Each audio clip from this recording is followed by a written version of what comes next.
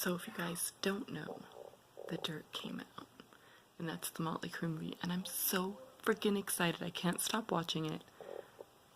Motley Crue has been, like, my favorite band of all time since I was probably a literal child. So I was reading reviews of the movie. There's a lot of people out there who don't like the movie, which, fine, you know, not everybody's gonna like it.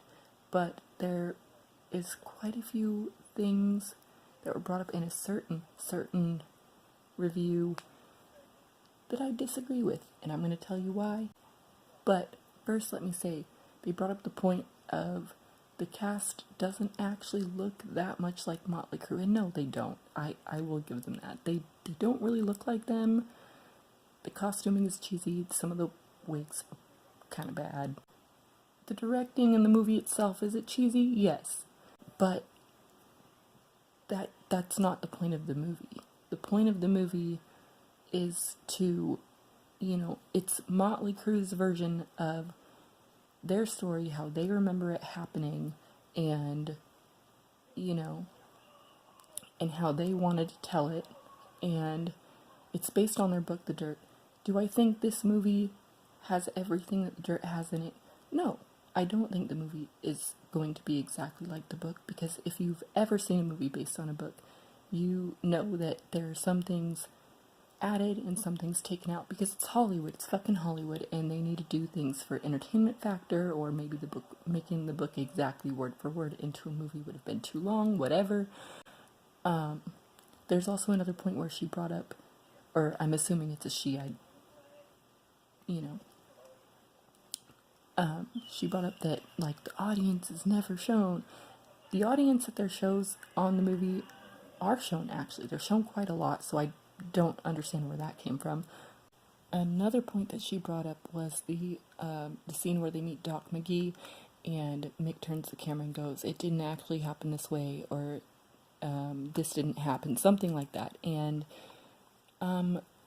again, when it's Hollywood, they will add things or take things out to make the movie more entertaining or whatever, and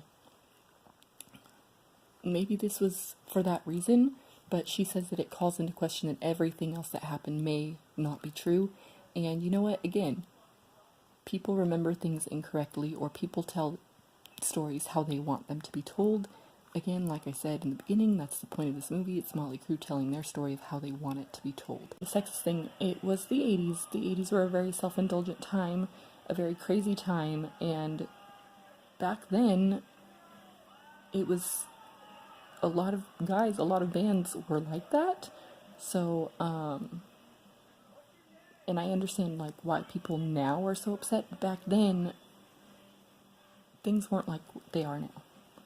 And back then, stuff like that was sort of looked at as being okay, like, not saying that it is okay, because it's definitely not, to just straight up have only naked, well, it's not only naked chicks, but mostly naked girls, and they're only there fucking, like, it is sexist. I will give them that. And you would think they would have portrayed those girls with a little more tact than they did, but it is what it is. You either enjoy the movie or you don't.